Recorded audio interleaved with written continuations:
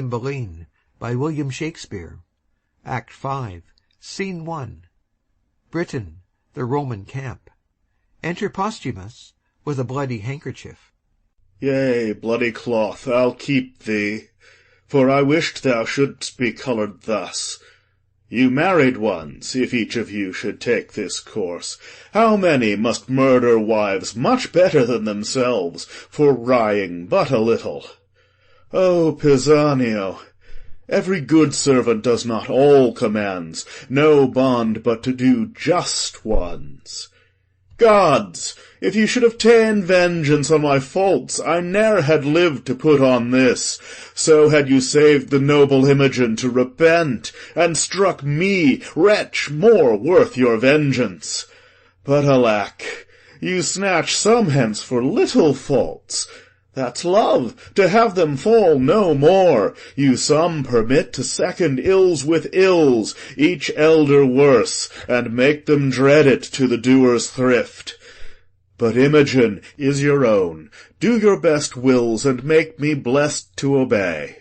I am brought hither among the Italian gentry, and to fight against my lady's kingdom. 'Tis enough that Britain I have killed thy mistress. Peace! I'll give no wound to thee. Therefore, good heavens, hear patiently my purpose. I'll disrobe me of these Italian weeds, and suit myself as does a Briton peasant. So I'll fight against the part I come with. So I'll die for thee, O Imogen, even for whom my life is every breath a death. And thus, unknown, pitied nor hated, to the face of peril myself I'll dedicate.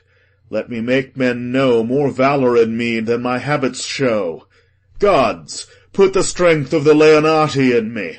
To shame the gods of the world I will begin, the fashion less without and more within.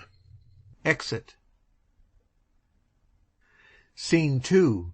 Field of battle between the British and Roman camps. Enter from one side Lucius, Iachimo, and the Roman army. From the other side, the British army, Posthumus Leonatus following, like a poor soldier. They march over and go out. Then enter again in skirmish, Iachimo and Posthumus Leonatus. He vanquisheth and disarmeth Iachimo, and then leaves him. The heaviness and guilt within my bosom takes off my manhood. I have belied a lady, the princess of this country, and the heir on't revengingly enfeebles me. Or could this carle, a very drudge of nature's, have subdued me in my profession? Knighthoods and honours, born as I wear mine, are titles but of scorn. If that thy gentry, Britain, go before this lout as he exceeds our lords, the odds is that we scarce are men, and you are gods. Exit. The battle continues. The Britons fly. Cymbeline is taken. Then enter to his rescue Belarius, Guiderius, and Arviragus. Stand! Stand! We have the advantage of the ground. The lane is guarded. Nothing roots us but the villainy of our fears. Guiderius, with Arviragus. Stand! Stand and fight! Re-enter Posthumus Leonatus, and seconds the Britons. They rescue Cymbeline and Exeunt. Then re-enter Lucius and Iachimo with Imogen. Away, boy, from the troops, and save thyself, for friends kill friends, and the disorders such as war were hoodwinked. 'Tis their fresh supplies. It is a day turned strangely, or betimes let's reinforce, or fly. Exeunt. Scene 3. Another part of the field. Enter Posthumus Leonatus and a British lord. Camest thou from where they made the stand? I did, though you, it seems, come from the flyers. I did. No blame be to you, sir, for all was lost but that the heavens fought, the king himself of his wings destitute, the army broken, and but the backs of Britain seen, all flying through a straight lane, The enemy, full-hearted, lolling the tongue with slaughtering, having work more plentiful than tools to do't, struck down some mortally, some slightly touched, some falling merely through fear, that the straight pass was damned with dead men hurt behind, and cowards living to die with lengthened shame. Where was this lane? Close by the battle, ditched and walled with turf, which gave advantage to an ancient soldier, an honest one, I warrant, who deserved so long a breeding as his white beard came to in doing this for's country. Athwart the lane, he with 2 striplings lads, more like to run the country base than to commit such slaughter, with faces fit for masks, or rather fairer than those for preservation cased, or shame, made good the passage, cried to those that fled, "Our Britons' hearts die flying, not our men. To darkness, fleet souls that fly backwards. Stand, or we are Romans, and will give you that like beasts which you shun beastly, and may save, but to look back and frown. Stand, stand!" These 3,000 confident, in act as many, for 3 performers are the file, when all the rest do nothing, with this word, "Stand! Stand!" accommodated by the place, more charming with their own nobleness, which could have turned a distaff to a lance, gilded pale looks, part shame, part spirit renewed, that some turned coward but by example, oh, a sin in war, damned in the first beginners, 'gan to look the way that they did, and to grin like lions upon the pikes of the hunters. Then began a stopid the chaser, a retire, anon a rout, confusion thick. Forthwith they fly, chickens the way which they stooped eagles, slaves the strides they victors made, and now our cowards, like fragments in hard voyages, became the life o' the need, having found the back door open of the unguarded hearts. Heavens, how they wound! Some slain before, some dying, some their friends o'erborne in the former wave, 10 chased by one, are now each one the slaughter-man of 20. Those that would die or e'er resist are grown the mortal bugs of the field. This was strange chance. A narrow lane, an old man, and 2 boys? Nay, do not wonder at it. You are made rather to wonder at the things you hear than to work any. Will you rhyme upon't and vent it for a mockery? Here is one. 2 boys, an old man, twice a boy, a lane. Preserved the Britons was the Romans' bane. Nay, be not angry, sir. Lack, to what end? Who dares not stand his foe, I'll be his friend. For if he'll do as he is made to do, I know he'll quickly fly my friendship too. You have put me into rhyme. Farewell, you're angry. Still going? Exit Lord. This is a lord. Oh, noble misery, to be i' the field and ask what news of me! Today, how many would have given their honours to have saved their carcasses, took heel to do't, and yet died too? I in mine own woe charmed, could not find death where I did hear him groan, nor feel him where he struck. Being an ugly monster, 'tis strange he hides him in fresh cups, soft beds, sweet words, or hath more ministers than we that draw his knives in the war.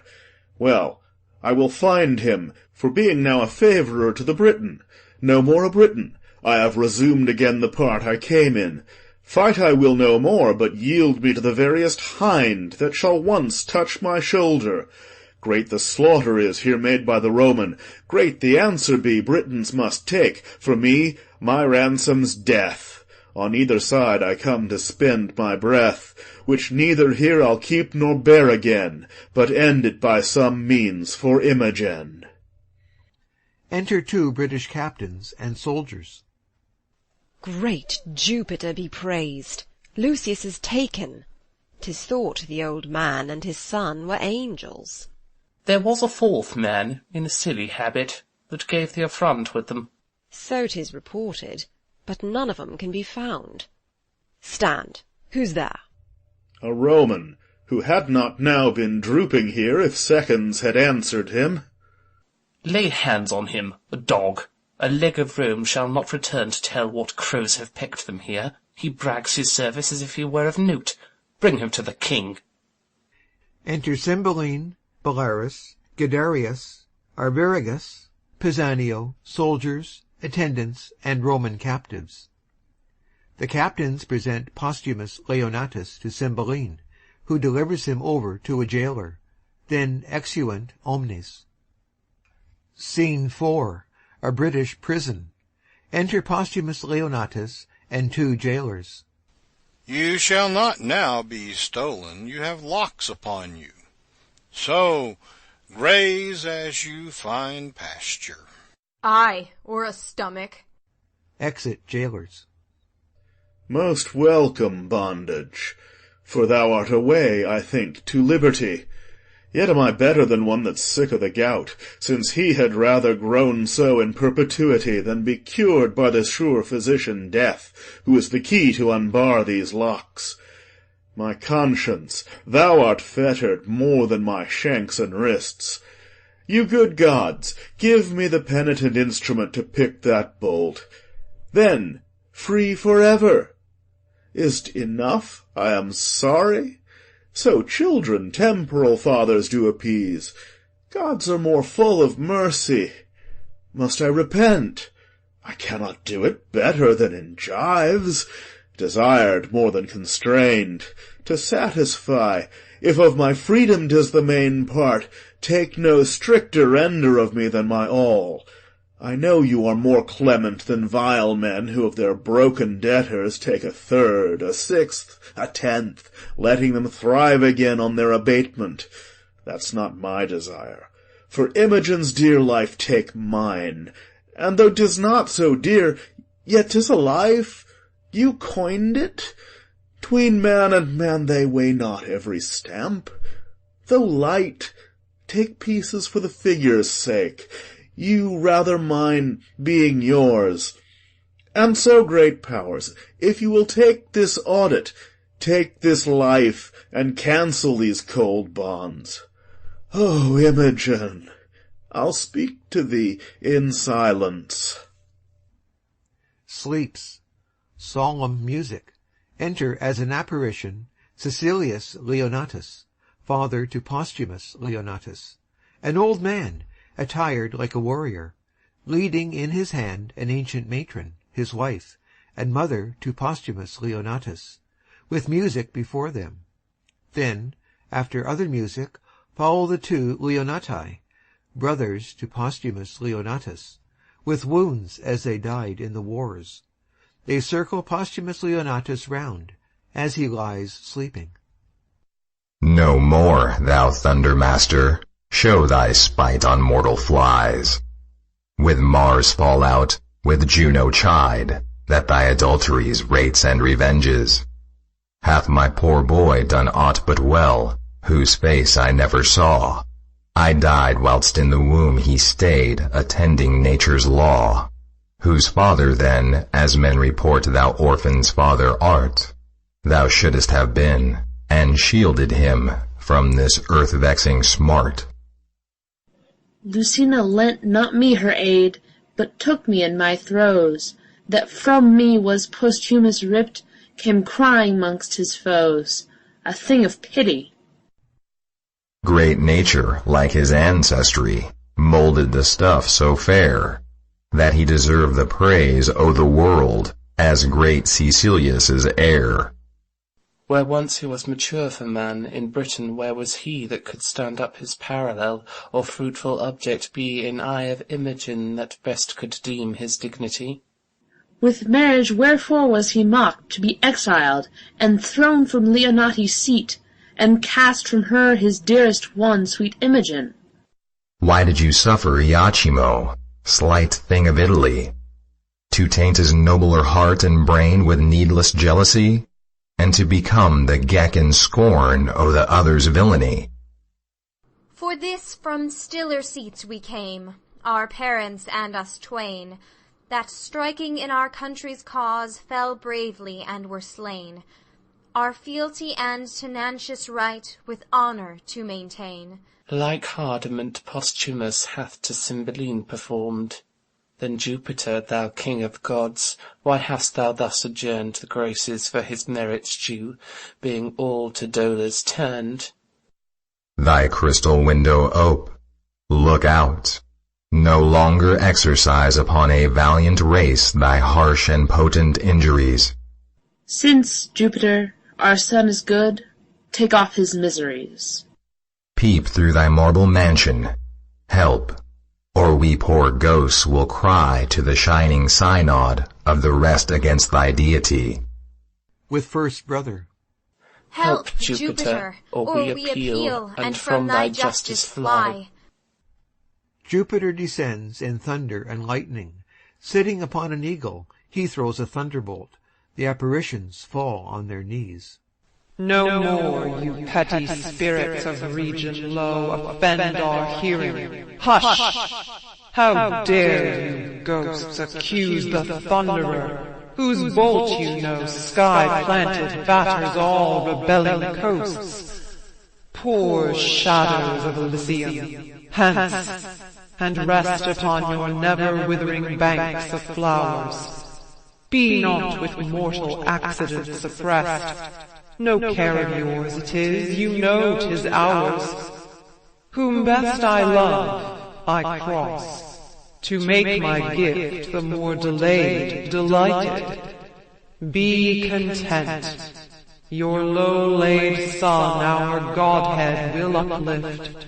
His comforts thrive, his trials well are spent. Our jovial star reigned at his birth, and in our temple was he married. Rise and fade. He shall be lord of Lady Imogen, and happier much by his affliction made. This tablet lay on his breast, wherein our pleasure his full fortune doth confine, and so away. No further with your din express impatience, lest you stir up mine. Mount, eagle, to my palace crystalline. Ascends. He came in thunder. His celestial breath was sulphurous to smell. The holy eagle stooped as to foot us. His ascension is more sweet than our blessed fields. His royal bird prunes the immortal wing and cloys his beak, as when his god is pleased. Thanks, Jupiter. The marble pavement closes. He has entered his radiant route. Away, and, to be blessed, let us with care perform his great behest. The apparitions vanish. Waking. Sleep, thou hast been a grandsire, and begot a father to me. And thou hast created a mother and 2 brothers, but, oh scorn! Gone. They went hence so soon as they were born, and so I am awake. Poor wretches that depend on greatness' favour, dream as I have done, wake and find nothing. But alas, I swerve. Many dream not to find, neither deserve, and yet are steeped in favours. So am I, that have this golden chance, and know not why. What fairies haunt this crown? A book? O rare one! Be not, as is our fangled world, a garment nobler than that it covers. Let thy effects so follow to be most unlike our courtiers, as good as promise. Reads.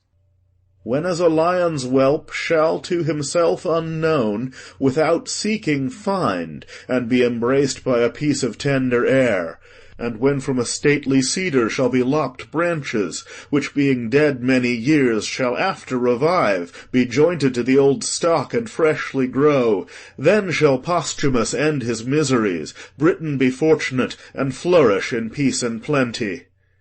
'Tis still a dream, or else such stuff as madmen tongue and brain not, either both or nothing, or senseless speaking, or a speaking such as sense cannot untie. Be what it is, the action of my life is like it, which I'll keep, if but for sympathy. Re-enter first jailer. Come, sir, are you ready for death? Over-roasted, rather. Ready long ago. Hanging is the word, sir. If you are ready for that, you are well cooked. So if I prove a good repast to the spectators, the dish pays the shot. A heavy reckoning for you, sir, but the comfort is, you shall be called to no more payments. Fear no more tavern bills, which are often the sadness of parting, as the procuring of mirth. You come in flint for want of meat, depart reeling with too much drink, sorry that you have paid too much, and sorry that you are paid too much. Purse and brain both empty, the brain the heavier for being too light, the purse too light, being drawn of heaviness. Of this contradiction you shall now be quit. Oh, the charity of a penny cord! It sums up thousands in a trice.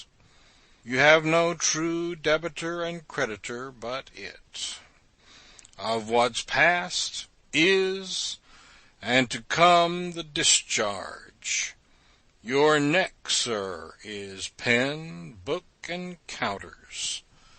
So the acquittance follows. I am merrier to die than thou art to live. Indeed, sir. He that sleeps feels not the toothache. But a man that were to sleep your sleep, and a hangman to help him to bed, I think he would change places with his officer. For, look you, sir, you know not which way you shall go. Yes, indeed do I, fellow. Your death has eyes in's head, then. I have not seen him so pictured. You must either be directed by some that take upon them to know, or do take upon yourself that which I am sure you do not know, or jump the after inquiry on your own peril. And how you shall speed in your journey's end, I think you'll never return to tell one. I tell thee, fellow, there are none want eyes to direct them the way I am going, but such as wink and will not use them. What an infinite mock is this, that a man should have the best use of eyes to see the way of blindness. I'm sure hanging's the way of winking. Enter a messenger. Knock off his manacles. Bring your prisoner to the king. Thou bringst good news. I am called to be made free. I'll be hanged then. Thou shalt be then freer than a jailer. No bolts for the dead. Exit Posthumus Leonatus and messenger. Unless a man would marry a gallows and beget young gibbets, I never saw one so prone. Yet, on my conscience, there are verier knaves desire to live, for all he be a Roman, and there be some of them, too, that die against their wills. So should I, if I were one. I would we were all of one mind, and one mind good. Oh, there were desolation of jailers and gallowses.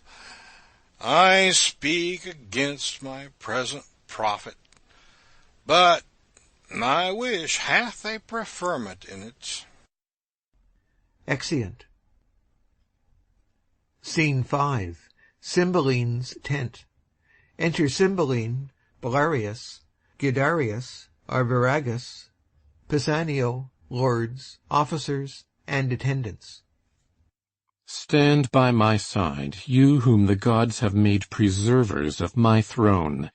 Woe is my heart that the poor soldier that so richly fought, whose rags shamed gilded arms, whose naked breast stepped before targes of proof, cannot be found, He shall be happy that can find him, if our grace can make him so. I never saw such noble fury in so poor a thing, such precious deeds in one that promises naught but beggary and poor looks. No tidings of him? He hath been searched among the dead and living, but no trace of him. To my grief I am the heir of his reward. To Belarius, Guiderius, and Arviragus, which I will add to you, the liver, heart, and brain of Britain, by whom I grant she lives.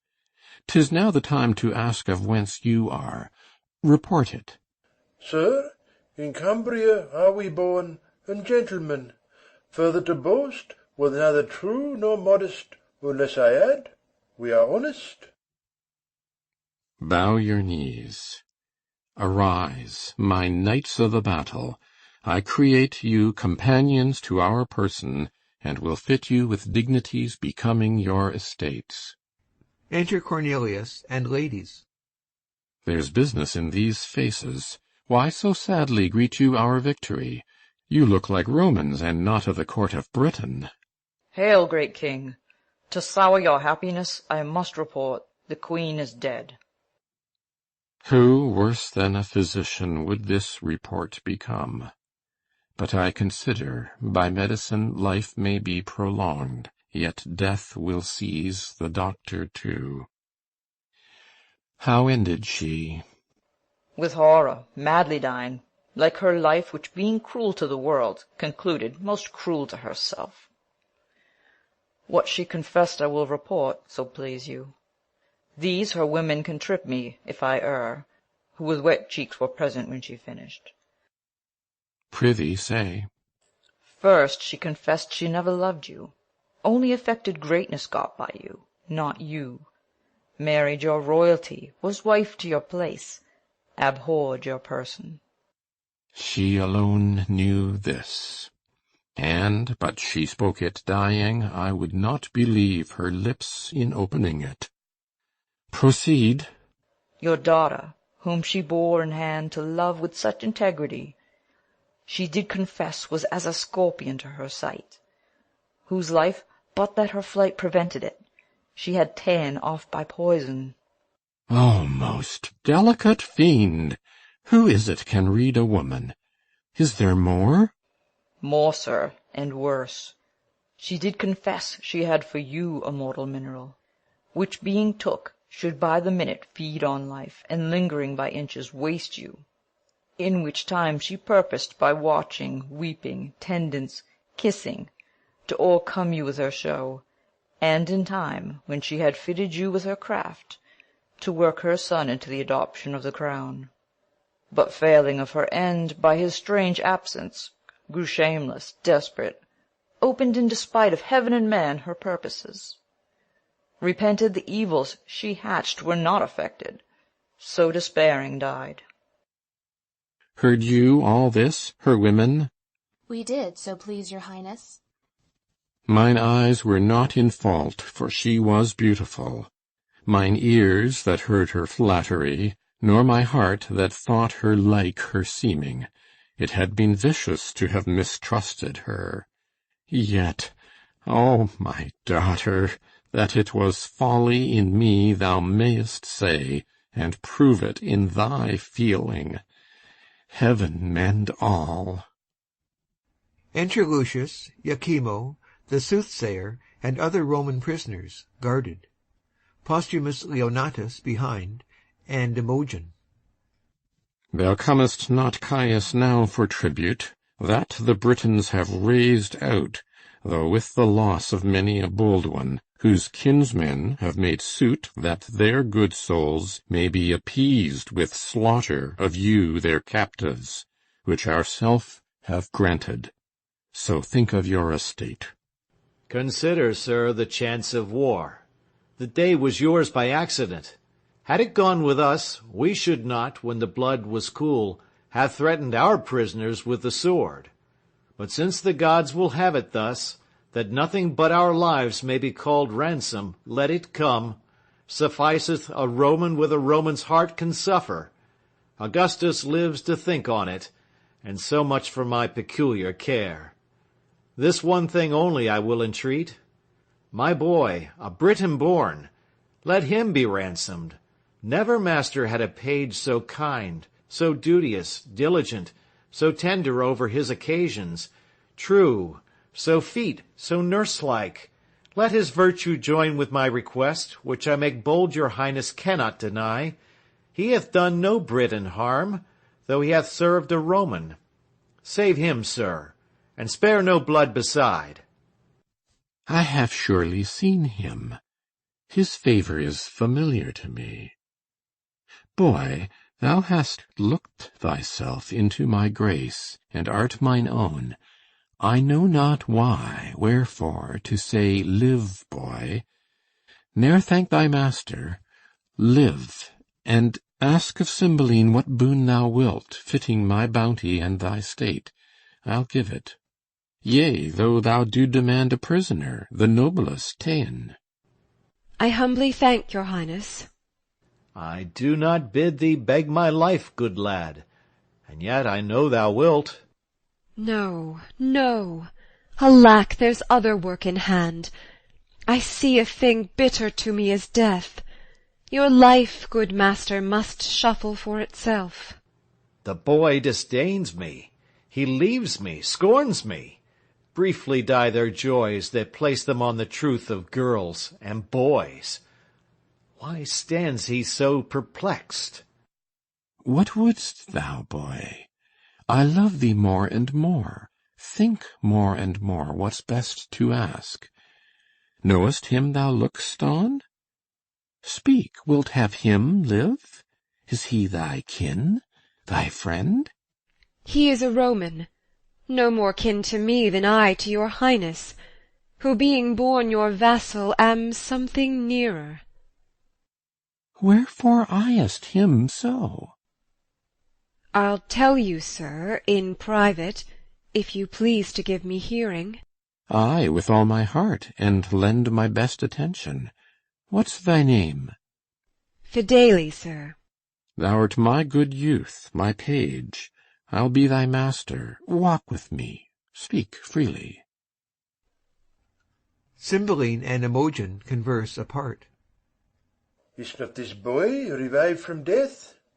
Once and another not more resembles that sweet rosy lad who died, and was Fidele. What think you? The same dead thing, alive. Peace, peace, see further, he eyes us not. Forbear, creatures may be alike. Were't he, I am sure, he would have spoke to us. But we saw him, dead. Be silent, let's see further. Aside. It is my mistress. Since she is living, let the time run on to good or bad. Cymbeline and Imogen come forward. Come, stand thou by our side. Make thy demand aloud. To Iachimo. Sir, step you forth. Give answer to this boy, and do it freely, or by our greatness and the grace of it, which is our honour, bitter torture shall winnow the truth from falsehood. On, speak to him. My boon is, that this gentleman may render of whom he had this ring. Aside. What's that to him? That diamond upon your finger, say how came it yours? Thou'lt torture me to leave unspoken that which to be spoke would torture thee. How? Me? I am glad to be constrained to utter that which torments me to conceal. By villainy I got this ring. 'Twas Leonata's jewel, whom thou didst banish, and which more may grieve thee, as it doth me. A nobler sir ne'er lived twixt sky and ground. Wilt thou hear me more, my lord? All that belongs to this. That paragon, my daughter, for whom my heart drops blood and my false spirits quail to remember, give me leave. I faint. My daughter? What of her? Renew thy strength. I had rather thou shouldst live while nature will, than die ere I hear more. Strive, man, and speak. Upon a time, Unhappy was the clock that struck the hour. It was in Rome, accursed the mansion where 'twas at a feast. Oh, would our viands have been poisoned, or at least those which I heaved to head the good Posthumus. What should I say? I was too good to be where ill men were, and was the best of all amongst the rarest of good ones, sitting sadly hearing us praise our loves of Italy for beauty that made barren the swelled boast of him that best could speak, for feature laming the shrine of Venus, or straight-pight Minerva, postures beyond brief nature for condition, a shop of all the qualities that man loves woman for, besides that hook of wiving, fairness which strikes the eye. I stand on fire. Come to the matter. All too soon I shall, unless thou wouldst grieve quickly. This Posthumus, most like a noble lord in love, and one that had a royal lover, took his hint, and not dispraising who we praised, therein he was as calm as virtue. He began his mistress' picture, which by his tongue being made, and then a mind put in't, either our brags were cracked of kitchen trolls, or his description proved us unspeaking sots. Nay, nay, to the purpose. Your daughter's chastity, there it begins. He spake of her as Dian had hot dreams, and she alone were cold, whereat I, wretch, made scruple of his praise, and wagered with him pieces of gold gainst this which then he wore upon his honoured finger, to attain in suit the place of bed, and wing this ring by hers and mine adultery. He, true knight, no lesser of her honour confident that I did truly find her, stakes this ring, and would so, had it been a carbuncle of Phoebus' wheel, and might so safely, had it been all the worth of Scar. Away to Britain post I in this design. Well may you, sir, remember me at court, where I was taught of your chaste daughter the wide difference twixt amorous and villanous, being thus quenched of hope, not longing, mine Italian brain gan in your duller Britain operate most vilely, for my vantage excellent, and, to be brief, my practice so prevailed, that I returned with similar proof enough to make the noble Leonatus mad, by wounding his belief in her renown with tokens thus and thus, averting notes of chamber-hanging pictures, this her bracelet. Oh, cunning how I got it! Nay, some marks of secret on her person, that he could not but think her bond of chastity quite cracked, I having ta'en the forfeit. Whereupon, methinks, I see him now. Posthumus Leonatus, advancing. Ay, so thou dost, Italian fiend! Ay, me! Most credulous fool, egregious murderer, thief, anything that's due to all the villains past, in being, to come.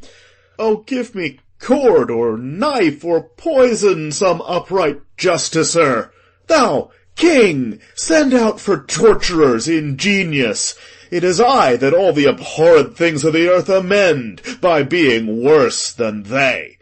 I am Posthumus, that killed thy daughter. Villain-like, I lie, that caused a lesser villain than myself, a sacrilegious thief, to do't. The temple of virtue was she, yea, and she herself. Spit, and throw stones, cast mire upon me, set the dogs of the street to bay me, every villain be called Posthumus Leonatus, and be villainy less than 'twas. Oh, Imogen, my queen, my life, my wife! Oh, Imogen, Imogen, Imogen! Peace, my lord. Here, here. Shall's have a play of this? Thou scornful page, there lie thy part! Striking her, she falls. Oh, gentlemen, help! Mine and your mistress. Oh, my lord Posthumus, you ne'er killed Imogen till now. Help! Help! Mine honoured lady. Does the world go round? How come these staggers on me? Wake, my mistress. If this be so, the gods do mean to strike me to death with mortal joy. How fares thy mistress? Oh, get thee from my sight! Thou gavest me poison! Dangerous fellow, hence! Breathe not where princes are. The tune of Imogen. Lady, the gods throw stones of sulphur on me, if that box I gave you was not thought by me a precious thing. I had it from the queen. New matter still. It poisoned me. O gods, I left out one thing which the queen confessed, which must approve thee honest. If Pisanio have, said she, given his mistress that confection which I gave him for cordial, she is served as I would serve a rat. What's this, Cornelius? The queen, sir, very often importuned me to temper poisons for her, still pretending the satisfaction of her knowledge only in killing creatures vile as cats and dogs, of no esteem.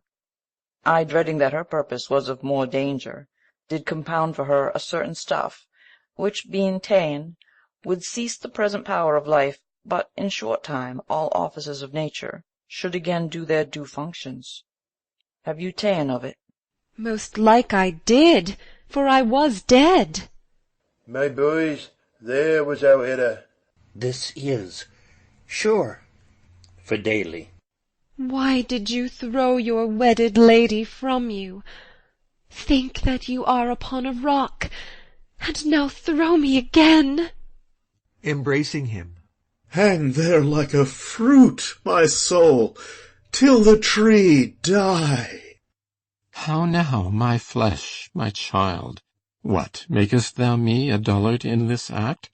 Wilt thou not speak to me? Kneeling. Your blessing, sir.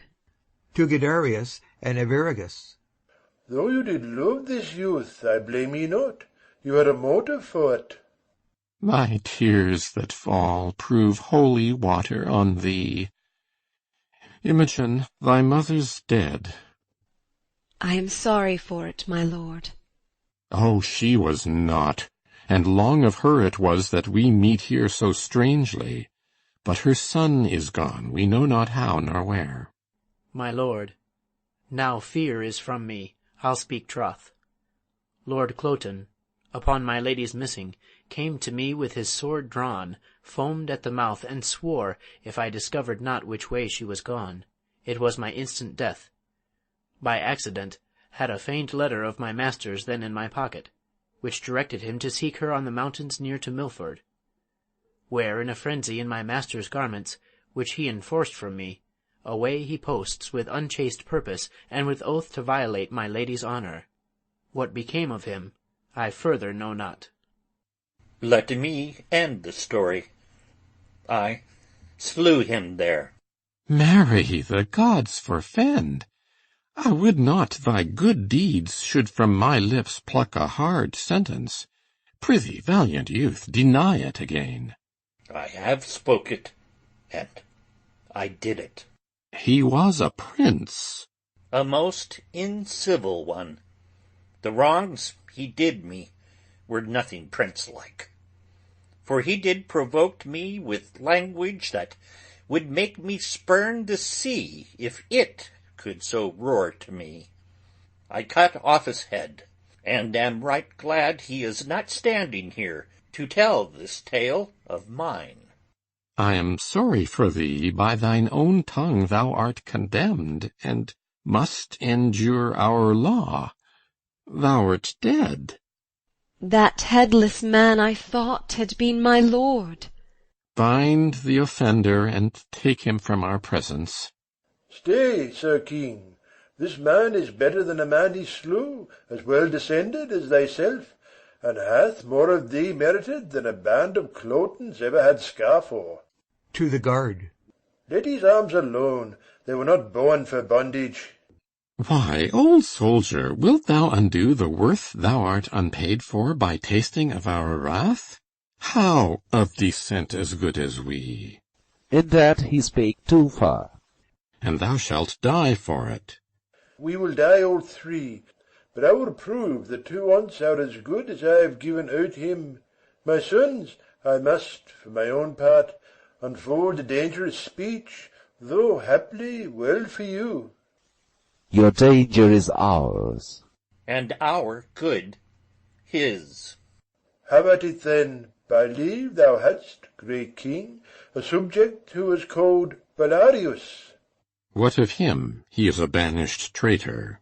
He it is that hath assumed this age, indeed a banished man, I know not how a traitor. Take him hence. The whole world shall not save him. Not too hot.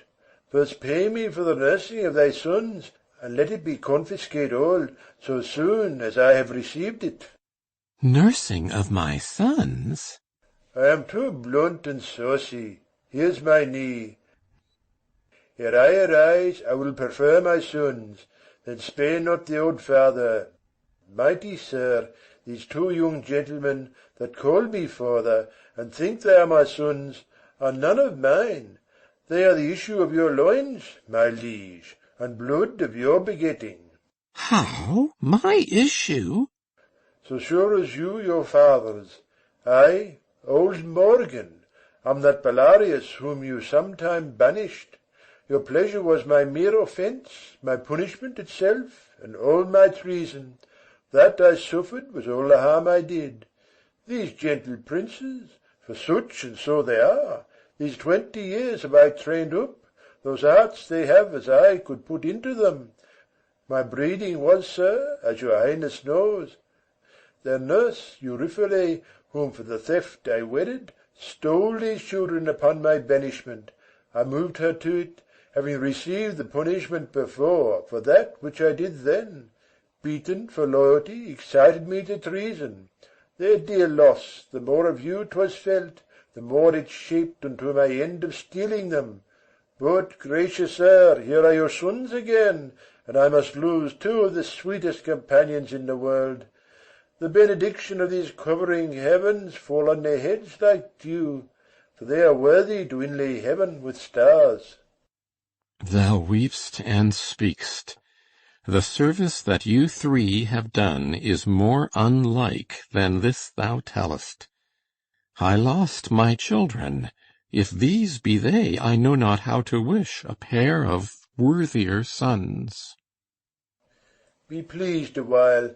This gentleman, whom I call Polydore, most worthy prince as yours, is true Guiderius. This gentleman, my Cadwal, Arviragus, your younger princely son. He, sir, was lapped in a most curious mantle, wrought by the hand of his queen mother, which for more probation I can with ease produce. Guiderius had upon his neck a mole, a sanguine star. It was a mark of wonder. This is he, who hath upon him still that natural stamp. It was wise nature's end in the donation to be his evidence now. Oh, what, am I a mother to the birth of 3? Ne'er mother rejoiced deliverance more. Blessed pray you be, that after this strange starting from your orbs may reign in them now. Oh, Imogen, thou hast lost by this a kingdom. No, my lord, I have got 2 worlds by it. Oh, my gentle brothers, have we thus met? Oh, never say hereafter, but I am truest speaker. You called me brother, when I was but your sister. I you brothers, when ye were so indeed. Did you e'er meet? Ay, my good lord. And at first meeting loved, continued so, until we thought he died. By the queen's dram she swallowed. Oh, rare instinct! When shall I hear all through? This fierce abridgment hath to it circumstantial branches which distinction should be rich in. Where? How lived you? And when came you to serve our Roman captive? How parted with your brothers? How first met them? Why fled you from the court, and whither? These, and your 3 motives to the battle, with I know not how much more, should be demanded, and all the other by dependencies from chance to chance. But nor the time nor place will serve our long interrogatories. See, Posthumus anchors upon Imogen, and she, like harmless lightning, throws her eye on him, her brother, me, her master, hitting each object with a joy. The counterchange is severally in all. Let's quit this ground and smoke the temple with our sacrifices. To Belarius. Thou art my brother, so we'll hold thee ever. You are my father too, and did relieve me to see this gracious season. All o'erjoyed, save these in bonds. Let them be joyful too, for they shall taste our comfort. My good master, I will yet do you service. Happy be you. The forlorn soldier that so nobly fought, he would have well becomed this place, and graced the thankings of a king. I am, sir, the soldier that did company these 3 in poor beseeming. 'Twas a fitment for the purpose I then followed. That I was he. Speak, Iachimo. I had you down, and might have made you finish. Kneeling. I am down again. But now my heavy conscience sinks my knees, as then your force did. Take that life, beseech you, which I so often owe, but your ring first, and here the bracelet of your truest princess that ever swore her faith. Kneel not to me. The power that I have on you is to spare you, the malice towards you to forgive you. Live, and deal with others better. Nobly doomed, we'll learn our freeness of a son-in-law. Pardon's the word to all. You help us, sir, as it did mean indeed to be our brother. Joyed are we that you are. Your servant, princes. Good my lord of Rome, call forth your soothsayer. As I slept, methought great Jupiter, upon his eagle-backed, appeared to me, with other sprightly shows of mine own kindred. When I waked, I found this label on my bosom, whose containing is so from sense in hardness, that I can make no collection of it. Let him show his skill in the construction. Philarmonus. Here, my good lord. Read, and declare the meaning. Reads.